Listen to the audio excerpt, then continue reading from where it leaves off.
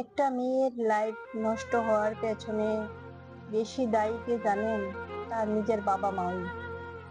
কারণ কিছু কিছু বাবা মা আছে যে নিজের মেয়েরে ভাবে, মানে একটা বুঝা বুঝা ভাবে, আর ছেলেরে ভাবে বংশের প্রদীপ, বুঝছেন?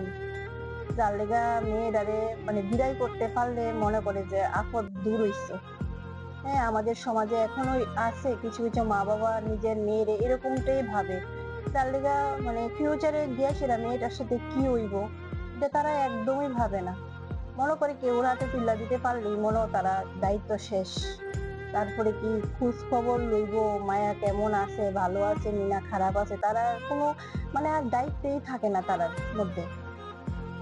আসলে একটা মেয়ে হইয়া জন্মগ্রহণ করা আমার মনে হয় অনেক বড় পাপ। এর থেকে পাপই মনে হয় পৃথিবীতে আর কিছু নাই, আর আমার মনে হয় আর